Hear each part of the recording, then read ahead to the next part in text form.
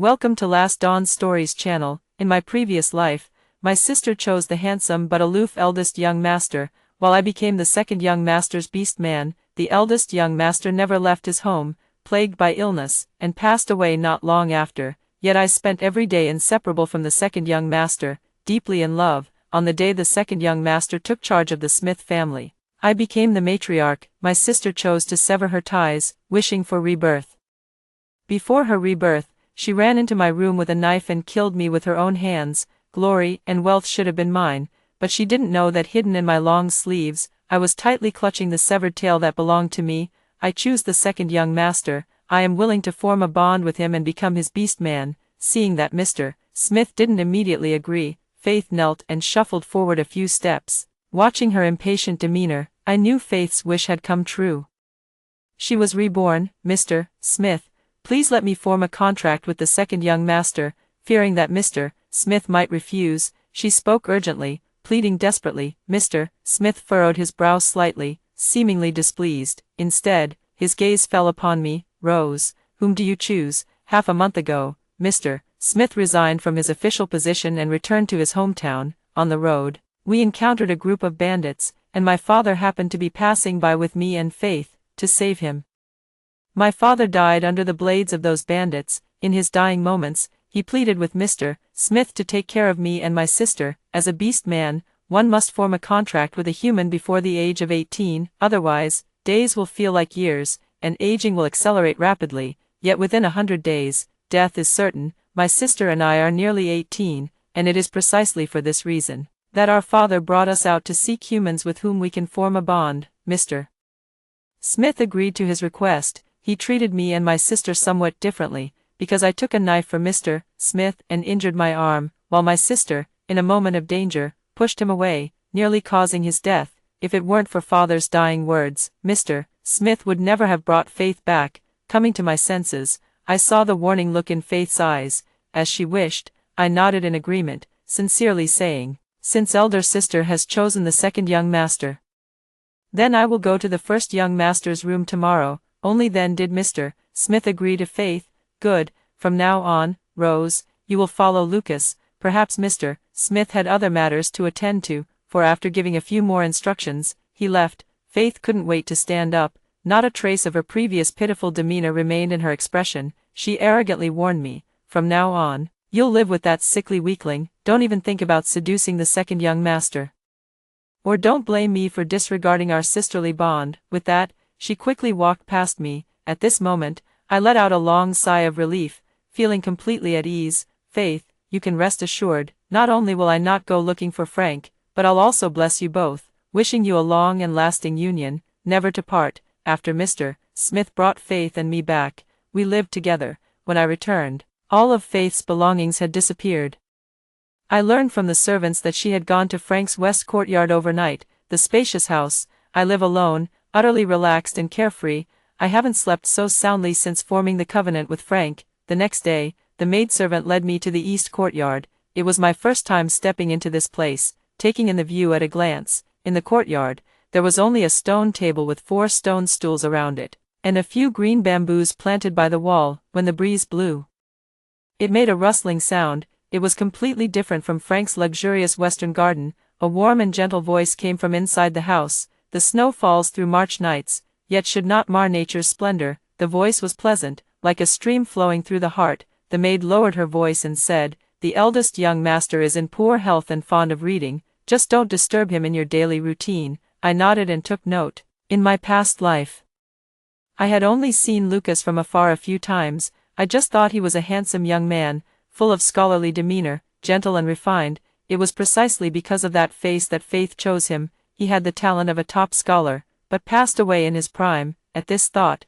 I sighed and couldn't help but shake my head, feeling truly regretful. "Young lady, why do you sigh and shake your head?" I suddenly snapped back to reality, only to see Lucas holding a book and speaking to me through the window. The maid beside me immediately pulled me forward to introduce, "Young master, this is the fox beast man the master found for you, named Rose." Lucas's gaze lingered on me for a moment before he gave a slight nod. "All right, I understand. You may leave now." "Yes." After the maid left, Lucas also disappeared from the window, but he soon reappeared, dressed in white. He looked like an exiled immortal. No wonder he had completely captivated Faith in her previous life. He would resort to dirty tricks time and again just to win him over. However, it seems he failed every time. "Your name is Rose," I curtsied and replied. "You may call me Rose, young master." Lucas gave a faint smile. "I understand what father means, but when you beastmen form a pact with humans, it's also called the life and death bond, isn't it?" I nodded blankly. This was supposed to be a secret. How did Lucas know? The orc race deliberately concealed this secret to prevent humans from completely controlling their kind. Orcs had no choice but to rely on humans for survival. The life and death pact only worked on orcs and had no effect on humans. If a human died unnaturally, the orc wouldn't survive much longer either. Keeping this secret was out of fear that someone might exploit the bond to target the beastman's other half, and use it to threaten the beastman. "Young master, how did you find out?" He sat on the stone bench in the courtyard, poured me a cup of tea, and gestured for me to sit down with his hand. I took my seat and sipped the tea, a faint jasmine fragrance. "It tasted wonderful," he explained. "I read all day long. I've nearly finished every book in the northern part of the city." "I'm actually not sure. I was just testing you earlier. It seems to be true." I looked utterly embarrassed, hoping the young master wasn't a bad person. What a pity, as someone about to die. "I'm afraid I can't form a contract with you." "Don't worry, I'll find you a suitable person before I die." I pursed my lips, my expression somewhat complicated, but in the end, I didn't say much more. In the afternoon, I sat alone in the courtyard of the East Garden. No one told me that the East Garden would be so quiet that, apart from a maid bringing some food at lunchtime, there was no one else around at any other time. Lucas stayed alone in the study, reading. I didn't want to disturb him either. As I sat in the courtyard lost in thought, a familiar scent drifted by. Frowning slightly, I turned my gaze toward the gate. Faith approached with an air of grandeur, accompanied by several maids, dressed in luxurious attire. Her face radiated with pride and satisfaction, compared to yesterday. There's an extra red dot between her brows. Did she actually form a contract with Frank in just one short night? Faith pinched her own waist and slightly nodded, faint red marks barely visible on her neck. "So the second young master is truly formidable. He kept me up until midnight yesterday, and now my back still aches." All the maids following her shyly lowered their heads. Only Faith, like a proud peacock, displayed her glorious achievements from last night. "Congratulations, sister."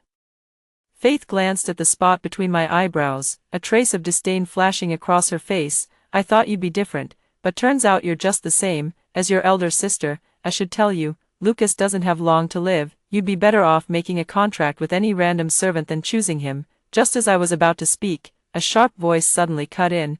"Are you cursing me to die early?" Faith looked in the direction of the voice and saw Lucas. At this time, he should be taking a nap. It seems he was woken up by Faith. Faith didn't take Lucas seriously at all. "I'm just telling the truth, short-lived devil." Lucas frowned tightly, his expressionless face concealing a simmering rage. Faith, however, didn't seem the least bit afraid. Then again, I remember in my past life, when Lucas was still alive, she always bullies others in Lucas's name. I've occasionally run into her and Lucas a few times. She also puts on an air of superiority. But this is no longer the previous life. Someone, just as Lucas was about to call for help, someone walked in clapping their hands. "Brother." Seeing Frank again brought back those unbearable memories, and I trembled all over. My fingers couldn't help but tighten bit by bit, the pain of nails digging into my palms. I kept reminding myself that I had been reborn. Everything was different now. I didn't form a contract with Frank. He could no longer control me. When Frank appeared, Faith seemed to find her pillar of support and immediately trotted over to him. "Frank, why did you take so long to come back? If you hadn't returned, I would have been bullied." Frank held her in his arms, but his gaze unapologetically fell upon me. In terms of looks, many have said that I surpass Faith, but when it comes to playing the fox, Faith is far more talented. "I had no idea you had such a beautiful sister." Faith immediately became unhappy, pouting her lips. "Frank, how could you say that?" Frank laughed heartily, pinching Faith's cheek as if coaxing her. "But in my heart, you're better than her. What Frank wants is someone like Faith." Back then, it took Frank a long time to form a contract with me, but Faith was different. They formed their contract together in just one night. Frank's words pleased Faith, and she looked at me triumphantly. "Frank, I've told you that no outsiders are allowed in my territory without my permission. Don't you think you owe me an explanation for this?" Lucas was rarely this aggressive, which took Frank by surprise, but soon, he regained his frivolous demeanor. He composed himself, appearing to seriously consider how to give Lucas an explanation. Suddenly, he turned around, lifted Faith's face, and looked at her intently. "Look at what you've done." Even my elder brother got angry. Faith didn't seem to care and instead said, "What's the big deal? Just a sickly, short-lived wretch.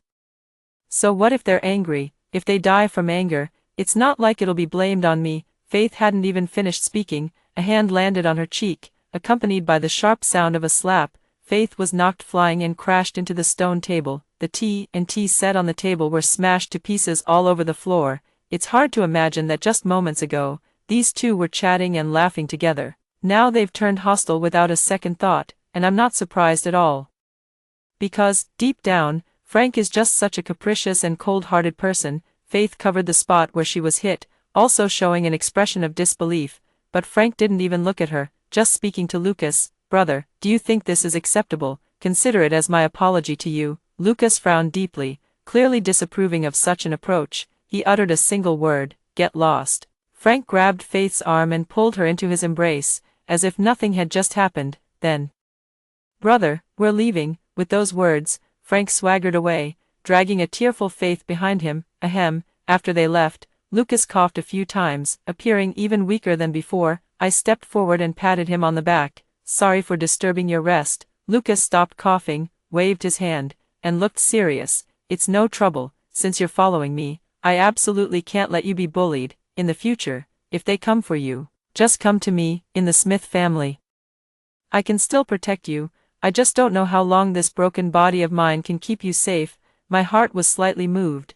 No one had ever treated me this kindly except for father. "Young master, today's medicine is ready. Please drink it while it's still warm." The maid entered from outside. She carried it carefully, moving with slow steps. After setting down the medicine bowl, the maid waited beside Lucas as he finished the medicine, then took the bowl away. "You may leave now," Lucas instructed, and the maidservant hesitated for a moment before finally withdrawing. The medicine was still a bit too hot to drink, but Lucas was in no hurry. "Rose, if you're feeling bored, you can go to my study and read some books. What do you like to read? I'll find something for you. If we don't have it, I'll have someone go out and buy it." I sat down and looked at Lucas with some curiosity as I asked, "Young master, why do you read so many books? Is reading useful?"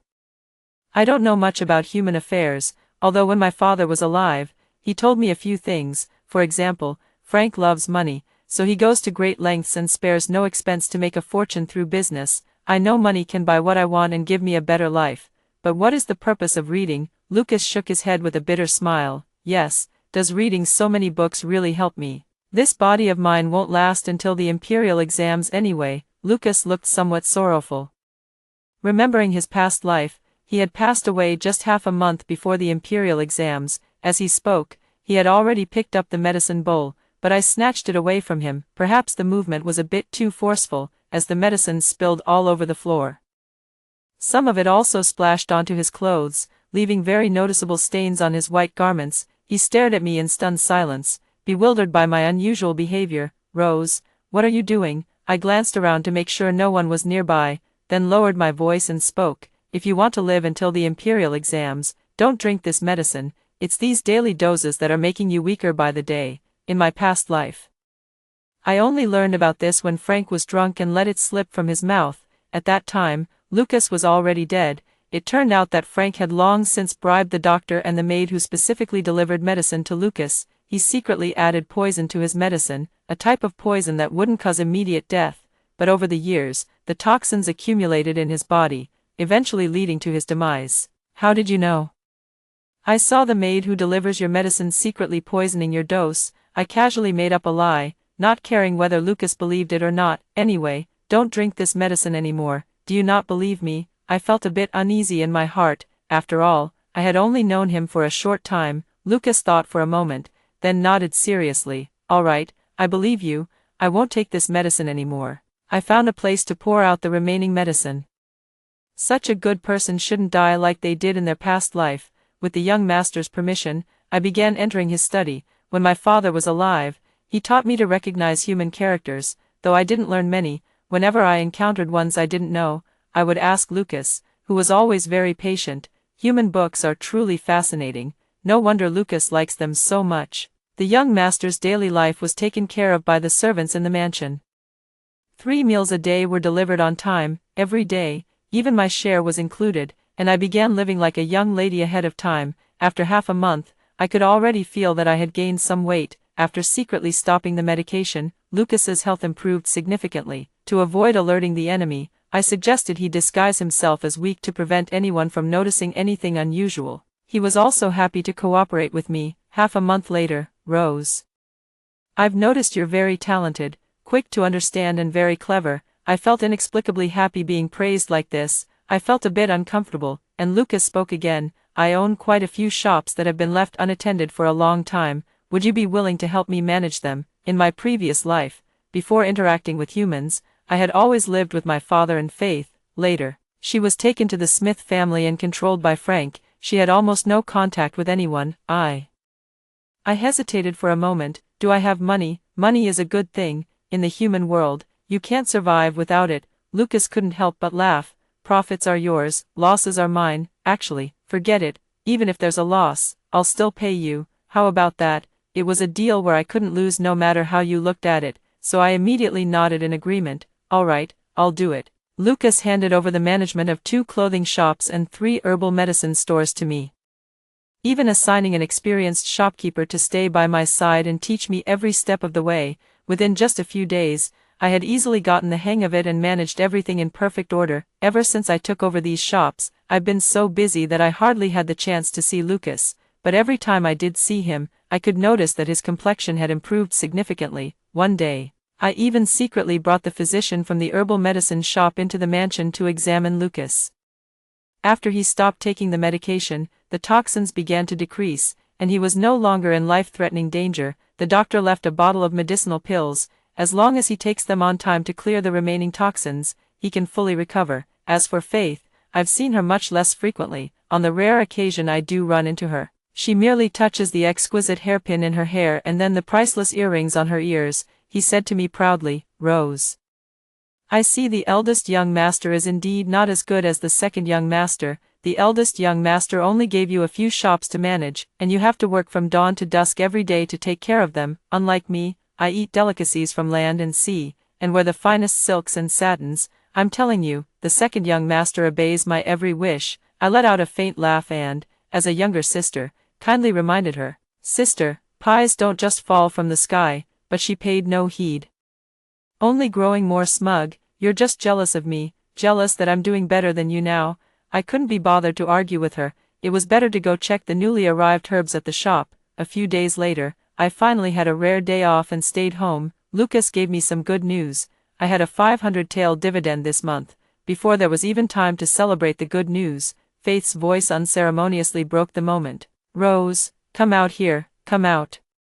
Don't you dare hide from me, get out here right now. Even from inside the study, Faith's heart-wrenching screams could be heard. Young master, don't worry about it, I'll go out and take a look. With that, I opened the door and stepped outside. Faith appeared before me, disheveled and frantic, grabbing hold of me. Rose, you knew all along, didn't you? Why didn't you tell me? Why? I carefully observed Faith. As a fox beastfolk, she was naturally alluring. Now that we've formed a bond, her charm has become even more pronounced. Though dressed in luxurious attire, her makeup and hair were utterly disheveled. It was early morning. She must have just returned from outside. The timing does seem about right. As the illegitimate son, Frank is inferior to Lucas in terms of lineage, capability, and even appearance. If Lucas had been in good health, how could the Smith family's fortune have ended up in his hands? Lucas is ruthless and will stop at nothing to achieve his goals.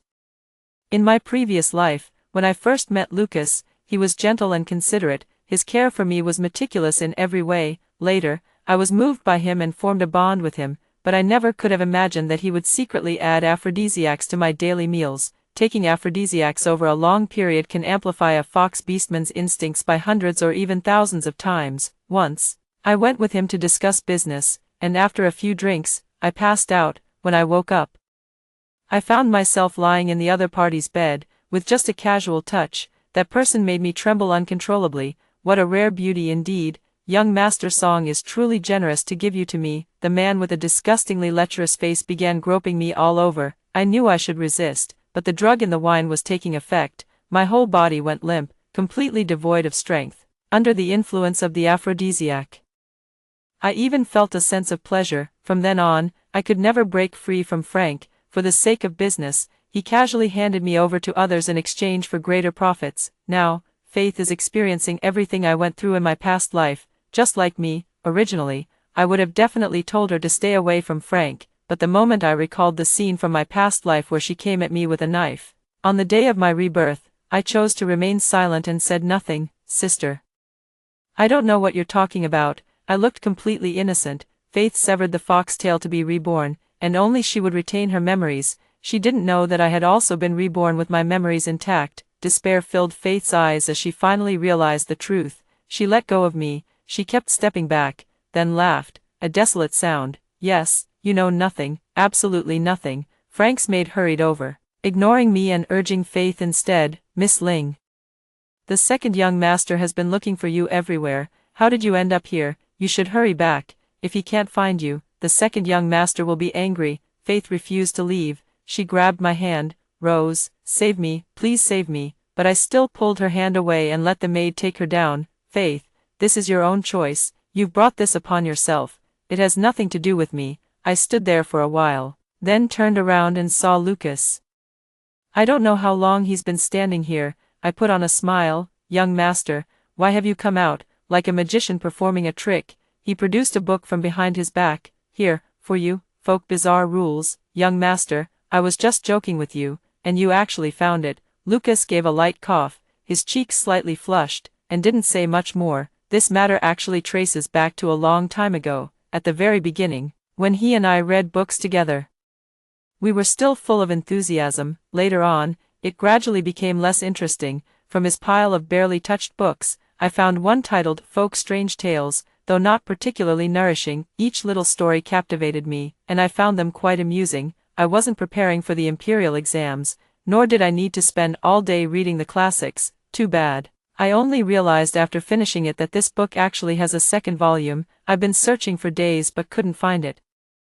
Lucas actually found it. Thank you, young master. Lucas let out a sigh. Do you need my help to rescue your sister? I shook my head and said, no need. I know my sister. She'll make a huge fuss over the smallest thing, and what's more, she's already formed a contract with the second young master. Even if you take her from him, it's useless. After a beast man forms a contract with a human, they must live together, otherwise, they'll die. Seeing my insistence, Lucas didn't press the matter further. I pursed my lips and cautiously inquired, young master, do you think I've been too heartless in the matter concerning my sister? Frank pondered for a moment. I can understand. In this world, not all siblings can love each other dearly. Just like me and Frank, I never imagined that he would actually poison the medicine I've been taking for years. Rose, although I haven't known you for long, your purity and kindness make me believe I'm not mistaken about you. If you say not to save them, you must have your reasons. I won't question it. I felt an inexplicable touch of emotion in my heart.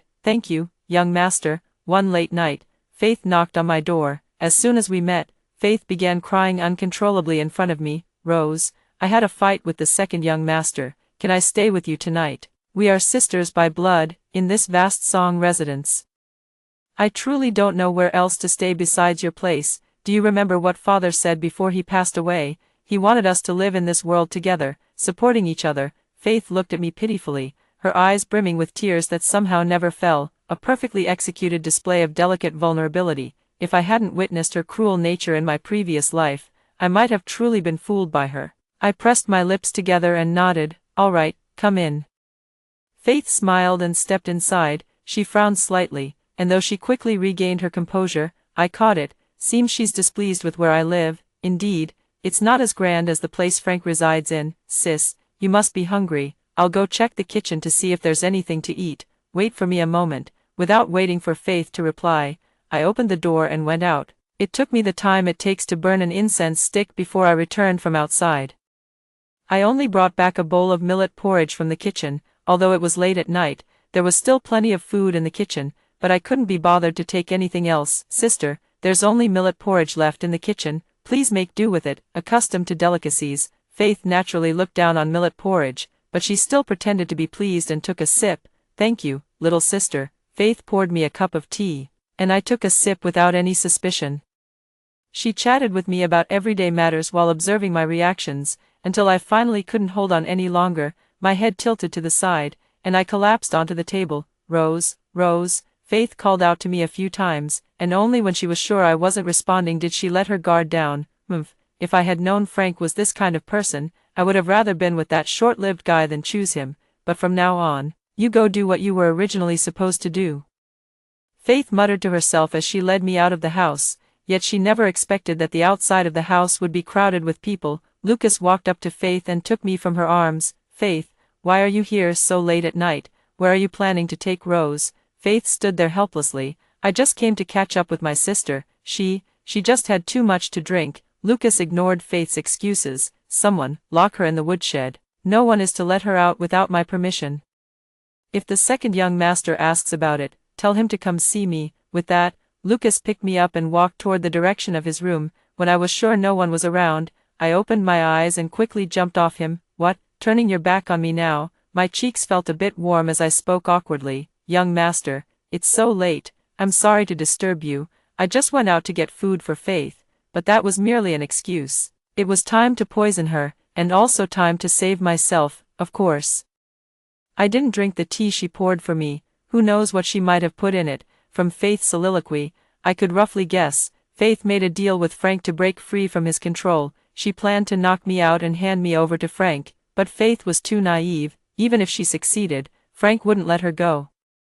Lucas's expression turned sharp. "That's not a big deal. What I'm worried about is, I didn't bother with him, but he actually dared to set his sights on you. Rose, I said I would protect you, and I will definitely protect you." Frank was thriving in the business world, but Mr. Smith didn't like it. Mr. Smith, having served as an official for many years, naturally hoped that his son could also earn scholarly honors through his own abilities. Unfortunately, Frank was not cut out for academic pursuits. Even in business, he relied on women to achieve his goals. Now, with Faith imprisoned, his path in the business world seems to be faltering as well. For the sake of his own business, he also took the initiative to approach Lucas, asking him to release Faith, but unfortunately, Lucas refused. In the Smith family, Frank was always the less favored second son. He didn't dare to bring this matter to Mr. Smith's attention, so he had no choice but to swallow his anger. But I know he's definitely not the type to let it go. Lucas's body has completely recovered.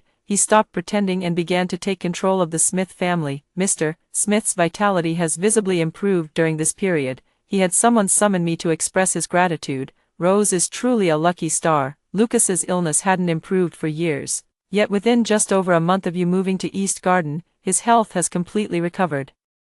I've decided to reward you by giving you all the shops you currently manage. My heart leaped with joy, and I immediately agreed. With these shops, I'll never have to worry about food or clothing in the human world again, to live quietly and peacefully. Thank you, Mr. Smith. Mr. Smith beamed with joy and continued, "No problem. By the way, between you and Lucas, Rose, would you be willing to form a bond with Lucas? I'm not pressuring you, it's just that you're about to turn 18. I promised your father I'd have to plan ahead for you." I pursed my lips and hesitated for a moment. "Mr. Smith, I'd like to think it over." "That's fine. After all, marriage is a serious matter and shouldn't be rushed. For the beast folk, forming a pact is equivalent to marriage among humans, which doesn't seem incorrect. Master, Miss Rose, the second young master poisoned the medicine meant for the eldest young master. He's been caught red-handed by the eldest young master. Please, Master and Miss Rose, come and see for yourselves." The maid outside the door anxiously called out. Mr. Smith, who had been holding a teacup, was so startled by the sudden news that he lost his grip, and the cup fell to the ground. He couldn't be bothered to care and stood up. I quickly steadied him. "Mr. Smith, are you okay?" Mr. Smith turned pale. "Did I hear correctly? That maid just said Fonger poisoned Lucas." Mr. Smith's face was filled with grief, but I still nodded. "That's what she said." This was indeed cruel news for the elderly Mr. Smith. I came with him to the scene of the incident, where Frank was seized by two servants, his hands already bound. Father, Lucas took my place and helped Mr. Smith to a chair to sit down. Frank was forced to kneel before him. "Tell me, what exactly have you done?" "I haven't." Frank flatly denied it. Mr. Smith grew slightly angry. "Are you saying Lucas wronged you?" "Would he wrong you?" Yet Frank remained stubborn. "Dad, I know you don't trust me. From childhood till now, you've only ever believed in Lucas. In your heart, there's simply no place for me as your son. Your only son has always been him alone. Even if I said no, you wouldn't believe me anyway, would you, Mr. Smith was not someone so easily deceived, especially when he trusted Lucas's character, would never do anything to slander others. Lucas, present the evidence. If he hadn't already found the evidence, Lucas wouldn't have made such a big deal out of this matter. Lucas had the doctor and maid bribed by Frank brought forward. Not only that, but even Jack, the young servant who had always followed Frank, was brought out. Jack knew all the dirty deeds he had done. Because he still retained a shred of conscience, he intended to tell Mr. Smith about what Frank had done. Unfortunately, Frank found out beforehand and planned to silence him permanently. Little did they know, Jack was saved by Lucas. In the previous life, Jack did indeed die. However, in this life, I told Lucas about the incident, and saved him from Frank's hands. Frank couldn't believe it. The person who should have been dead suddenly appeared here. You're not supposed to. He couldn't bring himself to finish the sentence. Jack was Frank's attendant who had suddenly gone missing, and Mr. Smith casually asked Frank about it. Frank deceived Mr. Smith, telling him that Jack had already gone home. Jack, didn't you already go home? Even though Jack had some affection for Frank before. But at the moment Frank wanted to silence him by killing, Jack felt nothing but hatred towards him. Jack recounted every detail of Frank's actions word by word, how he collaborated with corrupt officials to smuggle salt, and how, for the sake of money, he handed Faith over to different men. He even took many lives, poisoning Lucas, hands stained with blood. His crimes are unforgivable. Upon hearing this, Mr. Smith was so enraged that he fainted on the spot. Lucas had someone escort Mr. Smith back to rest, while he personally took Frank to the authorities. That night, I arrived at the woodshed where Faith was being held. Though disheveled and unkempt, upon closer inspection, one could still see her alluring charm. Aphrodisiacs are truly terrifying. I wonder if she felt the same way when she saw me in our past life. Probably not. She was selfish and never treated me as her sister, seeing it was me. Faith couldn't wait to plead. Rose, help your sister, won't you, right now? You're the only one who can save me. Our Spirit Fox clan can wish for rebirth as long as we sever our tails to make the wish. Rose, use your fox tail to let your sister make a wish for rebirth. Okay. Hearing this, I pushed her away with force. Faith fell backward, landing in a pile of dry firewood, looking utterly disheveled. Faith, see for yourself. I revealed my true form, causing Faith's pupils to tremble in disbelief as she stood frozen in place. It took a long time to find my voice again. How could this be? How could this be? You, where is your tail? Why is your tail gone? When did you lose it? Faith seemed to remember something and sharply questioned me. So, you've always known. You came back with memories just like I did, Rose, so you did it on purpose. You knew perfectly well that Frank was no good, yet you stood by and watched as I bonded with him, as he drugged me, watched as he casually handed me over to different men, making my life a living hell. Why are you doing this to me? Even now, Faith still doesn't understand the reason for her current predicament. I crouched down, carefully studying her eyes. All I could see in them was hatred for me. Sister, do you know, when I was being tortured by Frank, I thought, thank goodness you chose the eldest young master back then. When I chose to sever my tail for rebirth, I thought, if I were to be reborn, I would definitely take you far away from this place of trouble. But I never expected you to barge in at that moment, wielding a knife. You lunged at me, trying to kill me with your own hands. Faith showed no remorse whatsoever as she gripped my shoulders tightly. So what?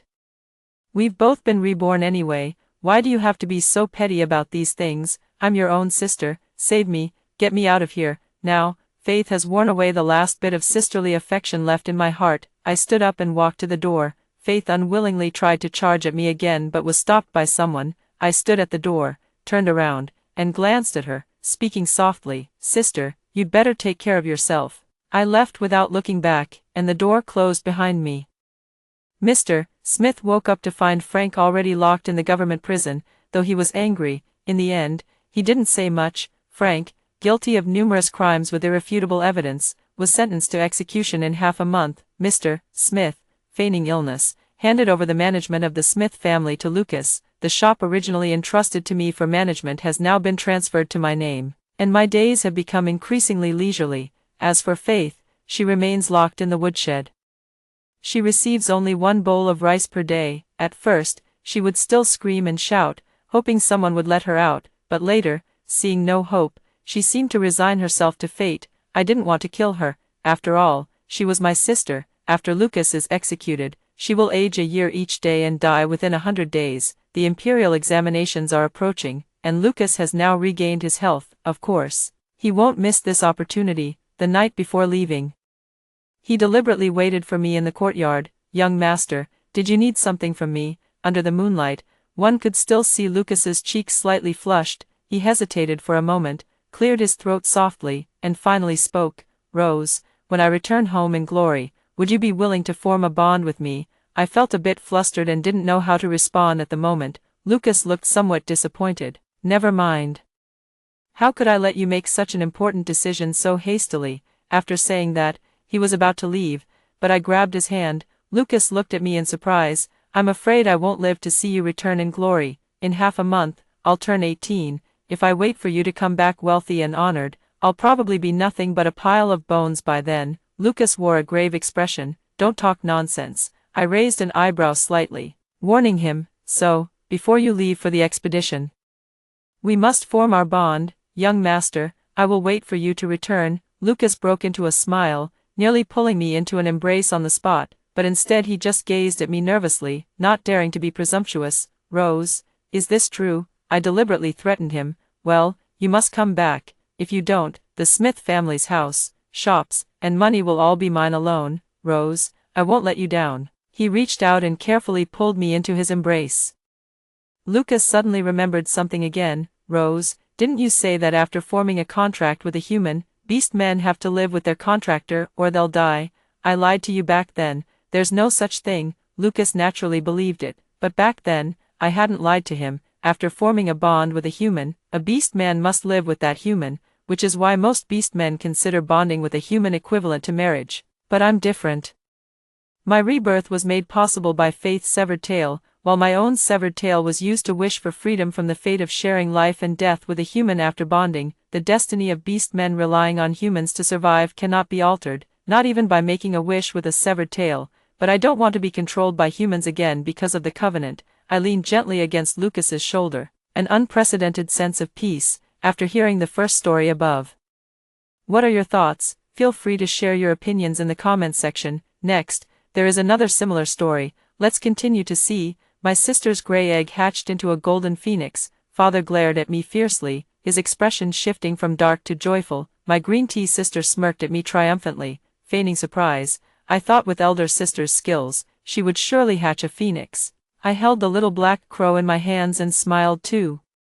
Whether it's a golden phoenix or a black crow, in the end, they will both be my treasures. Besides, crows are famously loyal and filial. In the spring of the second year after the birthday celebration, the 2 bird eggs that father gave to me and Freya were about to hatch. The maid Mia paced restlessly in the room, occasionally lifting the curtain to glance at the motionless giant egg on the soft cushion. "Miss, why aren't you anxious?" She twisted her handkerchief with a conflicted expression. "What do you think will hatch from it, a phoenix or a vermilion bird?" Historical records once mentioned that the young lady of the Lincoln family, who hatched a phoenix, had chosen a golden egg emitting a multicolored halo, an image almost identical to the egg I selected on my birthday. I soothingly patted the suddenly restless bird egg, and the little one inside, not yet born, swayed a few times before settling down. Mia was overjoyed. "Miss, I must be right, it's responding too." The bird egg beneath my hand became restless again, swaying a few times. "Neither." I simply placed my hand on top of the egg, gently patting and stroking it as if coaxing a child. "Just a silly little crow, that's all." Mia pouted, her face full of disapproval. "How could that be, miss? This egg is so extraordinary. It couldn't possibly be a crow." But that was indeed the case. The 2 eggs were placed side by side, and my radiant egg was the first to show signs of movement. Cracking open with several fissures, a pitch-black little creature tumbled out of the shell. His wings were already fully feathered, though his body was still covered in sticky fluid, yet he tried to fly straight to me. Father's face turned extremely grim. After obtaining this egg, he had people spread the news far and wide, so everyone knew our family was about to welcome a phoenix beastkin subordinate. Everyone was filled with anticipation, but what hatched from the egg was a large, pitch-black crow, undoubtedly a slap in father's face. Freya looked shocked, covering her mouth as she exclaimed, "I thought with sister's skills, she would surely hatch a phoenix. Others quickly chimed in, yes, we all thought it was an auspicious egg. How could it hatch such an ill omen? It must be inherited from that young Lady Mary. She killed her own mother the moment she was born. Father's face darkened like the bottom of a black pot. He wanted someone to take the other egg away to avoid another humiliation. Freya refused outright, blocking Father's path to stop him. At that moment, her own dirty, grayish egg began to stir. As a crack appeared, colorful clouds suddenly filled the sky, and countless birds chirped incessantly, circling above the egg and refusing to leave. The scrawny phoenix was stuck in its eggshell, at my silent urging. The clueless little crow extended its claws and cracked open the shell for the phoenix. After all, it was a phoenix, the king of all birds. It would be such a pity if it perished before even being born. Besides, in our past life, we did share some bonds of affection. The phoenix tumbled out of the shell completely, collapsing weakly onto the soft cushion, bare and featherless. Only the beastly flame at its brow, marking its phoenix identity, stood out vividly. Phoenix, it really is a phoenix. So the head of the Mitchell family wanted to surprise us. What a clever move, suppressing expectations first to make the reveal even more impressive. The crowd's praise for Freya and her father gradually drowned out the dissatisfaction and insults directed at me. Amid the cheers, Freya stepped forward to the phoenix and took advantage of its vulnerable state right after birth to form a contract with it. All eyes were fixed on Freya, who was now the center of attention. To satisfy everyone's curiosity about seeing the phoenix up close, she ignored the newborn phoenix's struggles in its weakened state and forcibly held it in her arms to show it off. The little crow was pushed to the edge of the crowd and cautiously exchanged glances with me, who had also been shoved out of the throng. I smiled warmly and beckoned to him, saying, "Come here, I'll give you a name." The little one flapped its wings, stirring up a gust of wind. It was then that I noticed his wingspan was exceptionally long, and his body was enormous. When he landed beside me, he was already as tall as my waist. Compared to the slender phoenix, he could be considered a giant. "Mother," his voice was deep, tinged with a sob. I'm afraid he thought it was all his fault that I was being neglected. "From now on, your name is Kelvin, and you are my child." I bit my finger and drew a streak of blood on his forehead. Kelvin dumbly stretched out his wing to touch his own forehead. A master-servant contract is completed simply by reciting the incantation, whereas a contract requiring a drop of blood from the fingertip is a life-and-death pact. I altered the terms of the life-and-death pact. If I were to die, he could still live on, but should he perish one day, I would drop dead at the same moment, while everyone was still reveling in the joy of the phoenix's birth. I took Kelvin back to my bedroom and pulled out the clothes I had prepared in advance, but it was still a bit small. I hadn't expected Kelvin, just born, to take on a human form no different from that of a teenager. The strikingly handsome yet somewhat childish young boy clung tightly to my waist, refusing to let go. Like a large accessory, wherever I went, he followed. In the end, I was too exhausted to drag him along. So he scooped me up firmly in his arms and trotted to the table to eat together. Freya hatched a phoenix, while I only managed to hatch a crow. Father sent all the good things to Freya, even reducing my meals and allowance because I had embarrassed him in front of others. Kelvin trained diligently every day and, being at the age of rapid growth, had an appetite so large he could devour an entire cow. Unwilling to add to my burdens, he never complained of hunger.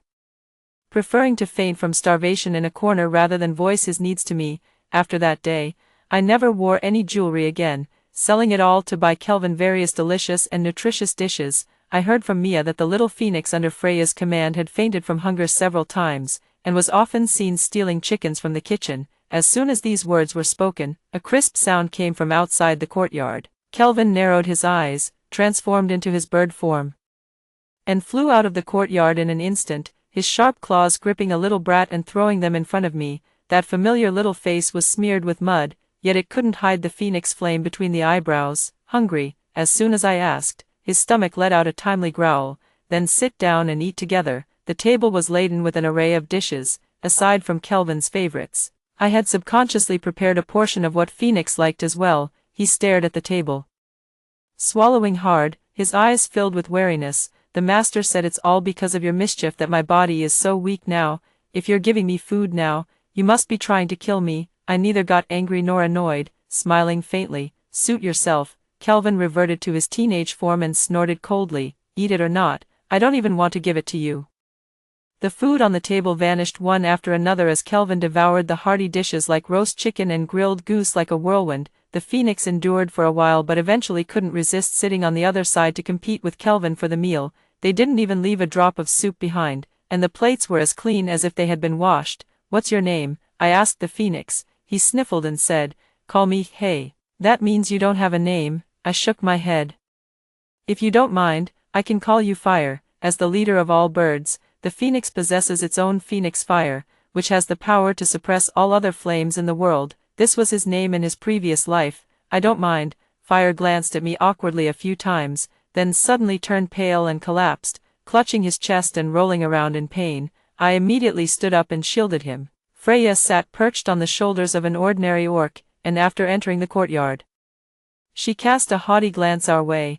I wondered where this wretched slave had disappeared to. "Turns out he ran to you," she said. She snapped her fingers with a flick of her hand. Fire groaned, cold sweat beading on his forehead as he bit his lip until it bled. I pried his mouth open and forced my fingers between his teeth. "Little sister." I knelt beside Fire. "Stop this." Freya examined her freshly painted nails with indifference, then unhooked the thorn-studded whip from her waist. "Back off.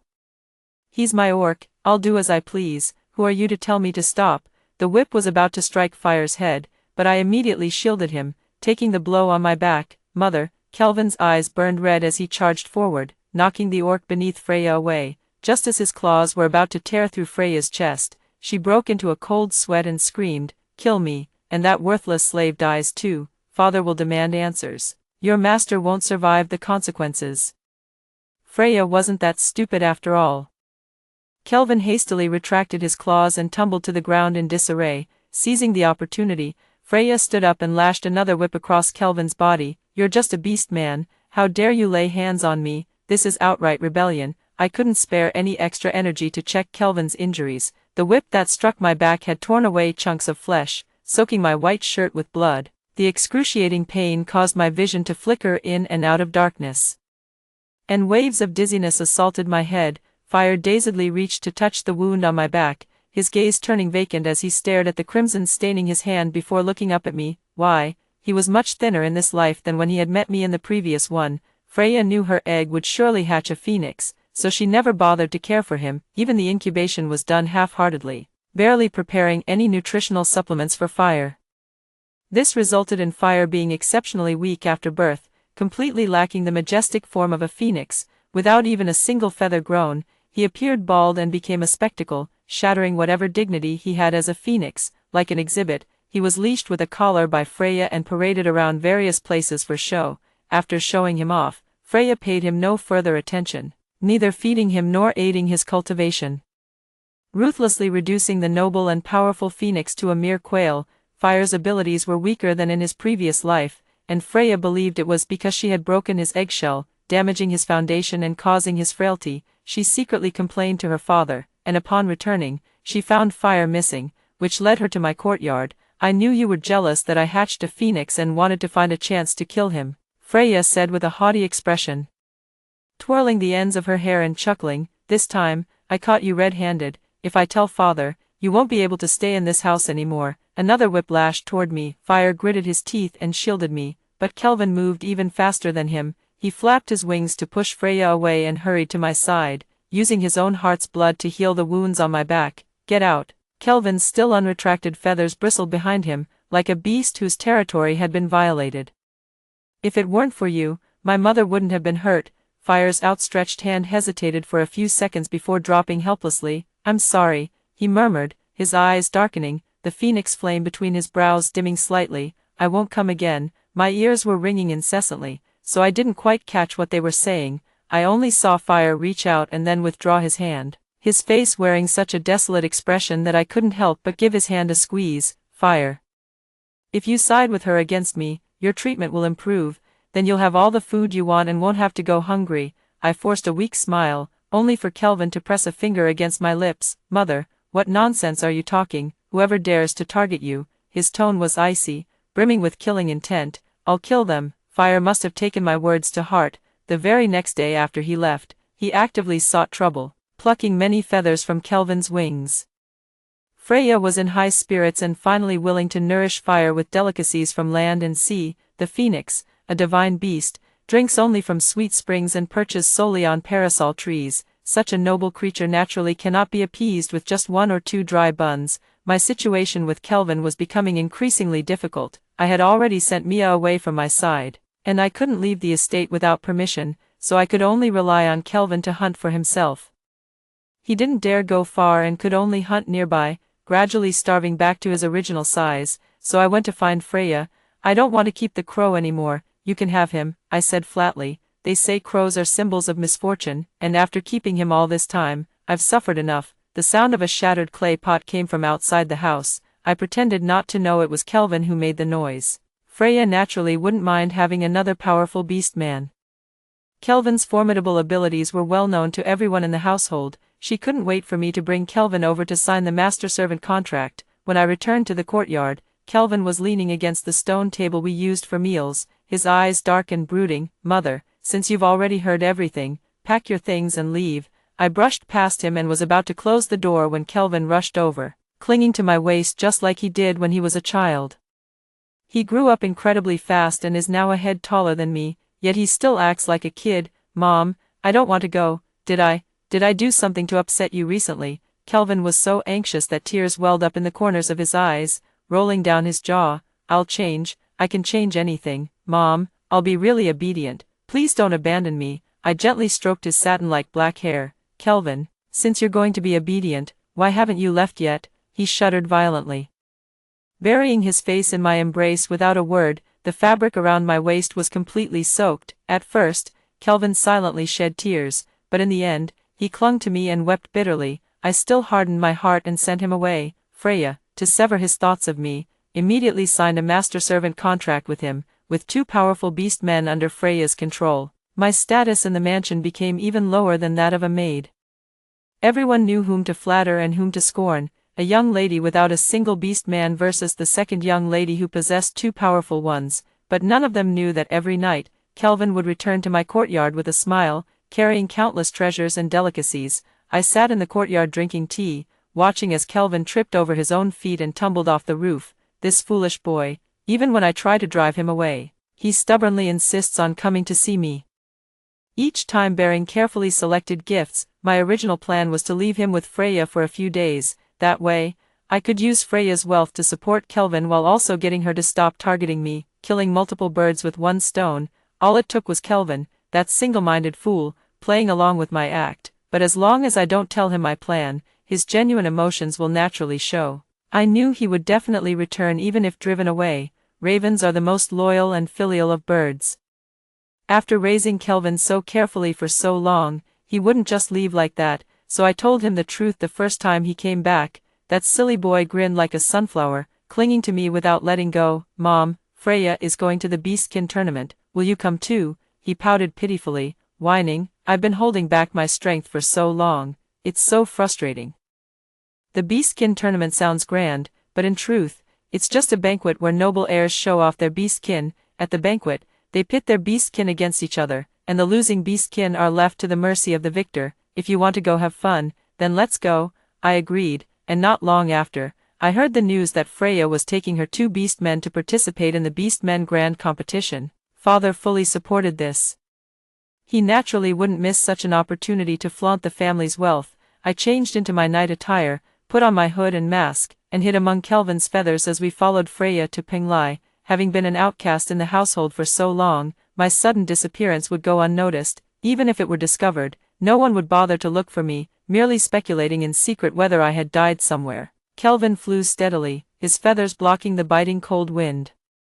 Flying alongside him, Fire carried Freya on his back, his magnificent tail feathers leaving dazzling trails of fire across the sky. The phoenix's brilliant golden eyes met mine, and Fire seemed to smile. It's hard to discern expressions on a bird's face, but I know him too well not to notice. Fire was trailing behind Kelvin by over 10 meters, a fleeting emotion flashing through his golden eyes. He was saying, "Long time no see." Penglai, vast in territory and rich in resources, is a sacred land of nourishment for the beast men. Thus, the annual Beastmen Grand Competition is held here. After Freya left, I also registered my name and Beastman category according to the procedure. The person in charge of registration looked behind me in confusion. "Where is your Beastman?" I smiled, visiting someone else's place. The registrar didn't ask further and randomly matched me with an opponent. As luck would have it, the first match was against Freya. Fire transformed into a phoenix.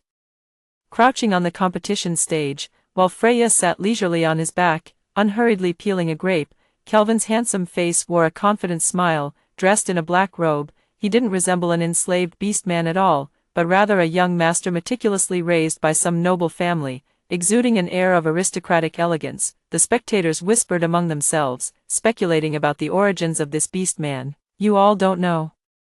This is actually the orc of the Mitchell family's eldest young lady. She grew tired of him and discarded him to the second young lady. Someone this beautiful, keeping him as a male concubine wouldn't be bad. Why throw him away? Shoo, crows are harbingers of misfortune. A male concubine, you'd need to be alive to enjoy that." With Kelvin's sharp hearing, he naturally overheard their gossip. His expression remained unchanged, still surveying the surroundings with that half-smiling look.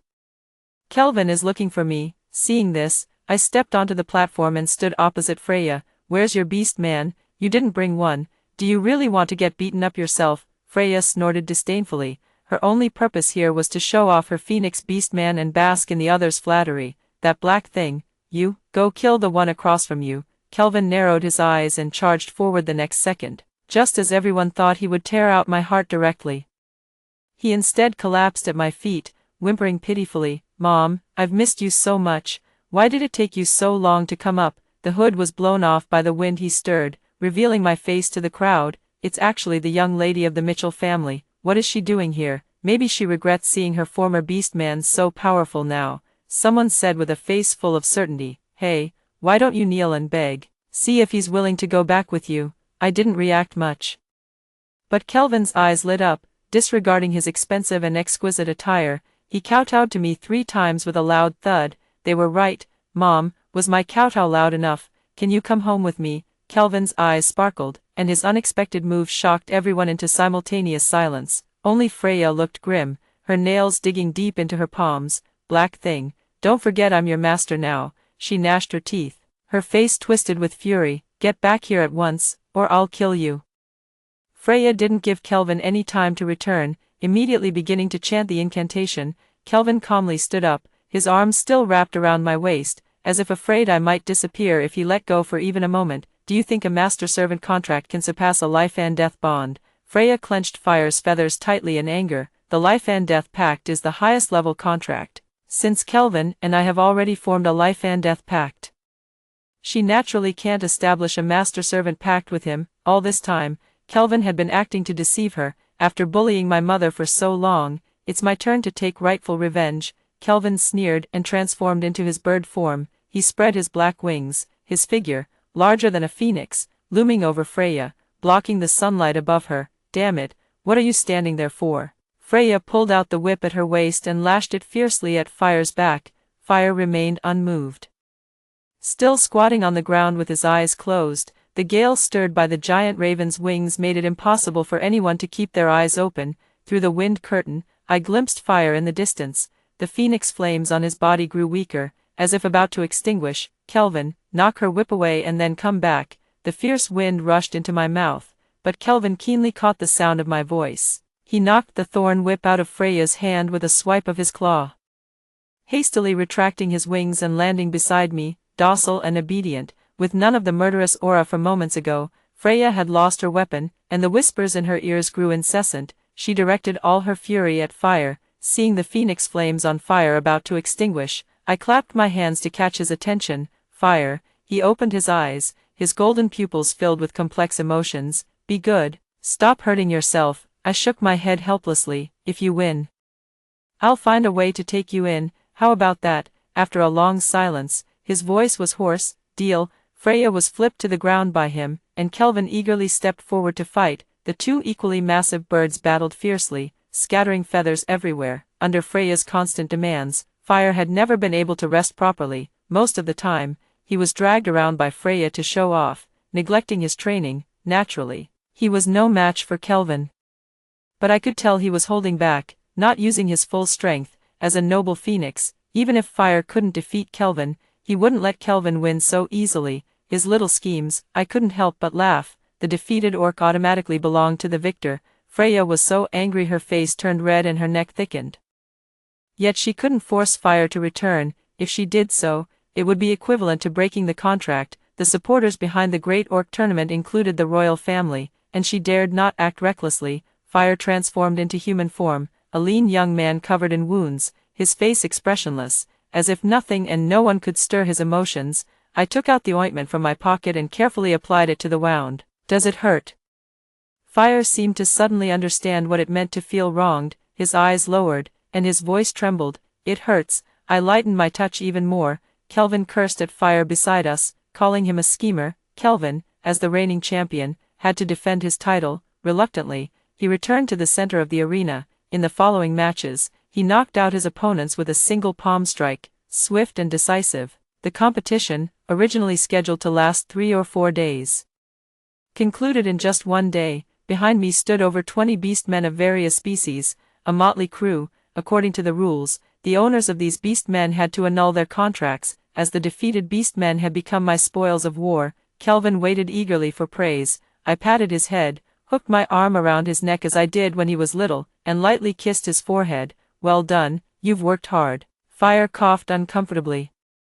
He's always been awkward, only I could tell what he really meant to say. I waved at him, and Fire blushed as he bent down. I also kissed him on the forehead, and the restless phoenix flames carefully avoided my cheeks, behaving so obediently it was almost unbelievable. "You too, thank you for your hard work." I waited for Freya to break the contract so I could set Fire free, but her eyes were bloodshot, as if she had lost all reason. "What I can't have, you won't get either." Freya kept muttering incessantly, while the phoenix flames between Fire's brows surged violently, enveloping his entire body. "Oh no!"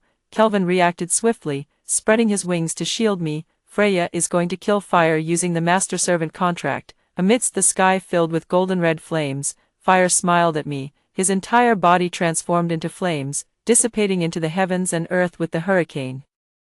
"The orc's contract is utterly unreasonable. Even a noble phoenix can be reduced to ashes under its binding power." All that remained on the ground was a fiery red pearl. He had stolen it from me during his first visit to my courtyard. I had always pretended not to notice. Now it has returned to its rightful owner. I solemnly put away that pearl and, after liberating all the beast folk, returned to the estate with Kelvin. It was half a month later that Freya finally came back.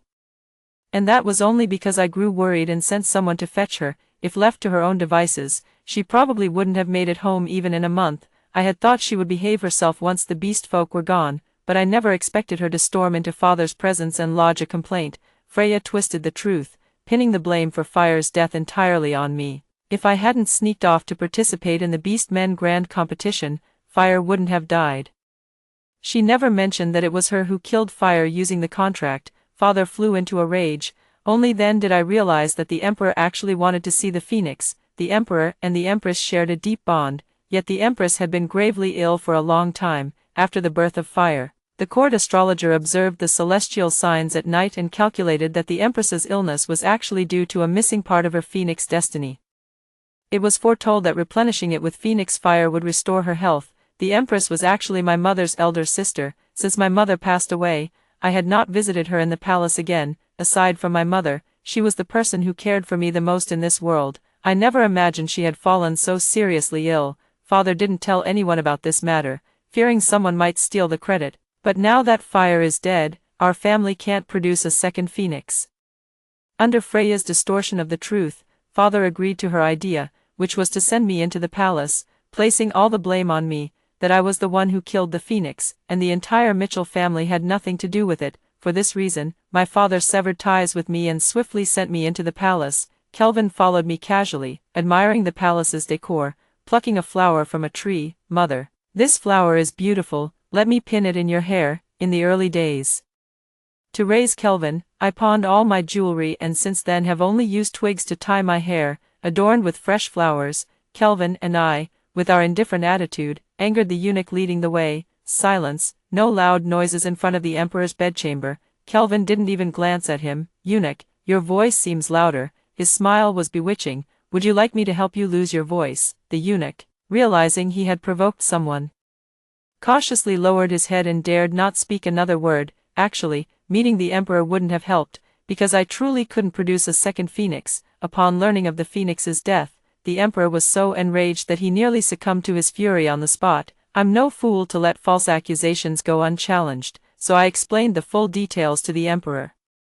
The royal spies had been monitoring the Beastkin tournament that day. The truth could easily be verified by questioning them. My father and Freya were charged with the crime of deceiving the emperor, arrested and imprisoned, and soon to be executed alongside me. In the end, the emperor feared that Kelvin by my side would seek revenge. It is said that crows love shiny things the most, so he promised Kelvin countless treasures of gold and silver, and ordered the royal sorcerer to break the life and death contract between him and me. Kelvin wavered. The crow's love for shiny things is ingrained in its very nature. He promised he would never seek revenge against the royal family and asked for an idle princely title. On the day of my execution, he played with a precious pearl while watching from below the platform. Freya was too terrified to even lift her head. Her father's head rolled to her side, and she kicked her legs, crying as she scrambled away, cursing me incessantly. I'll haunt you even as a ghost, Mary, it's all your fault. If it weren't for you, how could I have killed the phoenix? How could I have fallen to such a state? The executioner raised the cleaver, and with a swift motion, brought it down, yet Freya's head did not fall. A massive eagle beastman burst into the execution scene, rescuing Freya before anyone could react. Kelvin was also stunned by this sudden turn of events for a few seconds, failing to give chase in time. With the execution process disrupted yet again, the emperor's fury grew even more intense. Resolving to execute me through the most brutal method, death by 1,000 cuts, Kelvin clenched the golden red bead in his hand, gritting his teeth to suppress his instincts. I gave him a look that said, "Keep calm," allowing the cold blade to glide over my body. Kelvin's teeth ground together with a grating sound. Only when half my arm had been completely sliced clean did the beads in his hand finally emit a strange glow. "Damn it, how much longer do you want my mother to wait for you?" Kelvin sighed in relief. "Once you finish your rebirth, I'll beat you until you're picking your teeth off the floor." I gasped for breath and raised my head. The second phoenix, I truly couldn't find, nor was there any need to, for Fire, as a phoenix, the death of his physical body was not his end. The phoenix is capable of rebirth through nirvana. His soul is curled up inside that pearl, without external stimulation. This nirvana might take 100 years to complete. The Empress cannot wait that long, and neither can I. Fortunately, I know he retains a sliver of awareness of the outside world during his nirvana. I set myself as the bait to hasten his rebirth process. Auspicious clouds stretched endlessly across the sky, with multicolored rays of light painting the heavens, a spectacle even more magnificent than before. Birds from all around gathered here to witness the rebirth of the king of all birds, before Fire's newly reformed body could even open its eyes. It instinctively charged toward the execution platform. The severe wound on his arm regrew flesh under the gentle burn of the phoenix fire, gradually healing. His gaze was icy, but the fury in his eyes burned even fiercer than the phoenix flames. I reached out and patted the back of his head. "Don't be angry, blame it all on me. I was the one who forced you out." Tears quietly welled up in Fire's eyes. "Now go fulfill your mission." I waved my hand with a beaming smile. He cast one last deep glance at me, then obediently transformed into his phoenix form and soared across the sky, leading a flock of birds. He flew over the imperial palace, scattering phoenix flames that descended straight toward the Empress's chambers, instinctively compensating for the deficiency in the phoenix's ordained fate. After the phoenix is reborn from its ashes, its power becomes more than double what it was before. At the same time, its perception of the heavens and earth also becomes stronger, naturally allowing it to detect the flaws in the Empress's phoenix destiny. Now, Fire can definitely defeat Kelvin. I couldn't help but laugh and cry as I tried to calm down Kelvin, who was hopping mad with anger. "It's strange, why have you never been affected by fire from the very beginning?" Kelvin gave me a puzzled look. "Because of you, Mother. You may not feel it yourself, but we know very well, though you have no contractual bond with Fire, there's an invisible thread between you two. As your beast man, I naturally remain untouched by him, who shares that hidden connection with you." Kelvin pouted. "Though it's really annoying, I feel like he's tainted you, Mom." Holding Kelvin's hand, I stretched out my arm to meet Fire descending from the sky. Mid-air, he transformed into human form, draped in a golden red robe that exuded nobility. Fire gazed at me for a long time before taking a drop of his heart's blood and smearing it on the back of my hand. A phoenix totem instantly appeared on the fair back of the hand. In my past life, this contract also existed between him and me. This is a unique contract belonging to the Phoenix clan. Once signed, our bloodlines would be shared, and I could be considered half a phoenix. Except I couldn't be reborn from ashes like those genuine phoenixes. I hope you won't suffer any more injuries because of me. Fire spread his arms and hugged me gently. Kelvin's face darkened to the color of his feathers as he hastily pulled me away. The Queen's Phoenix fate was restored, and I finally had the chance to meet her. She still looked at me with the same loving eyes as before. You've lost weight.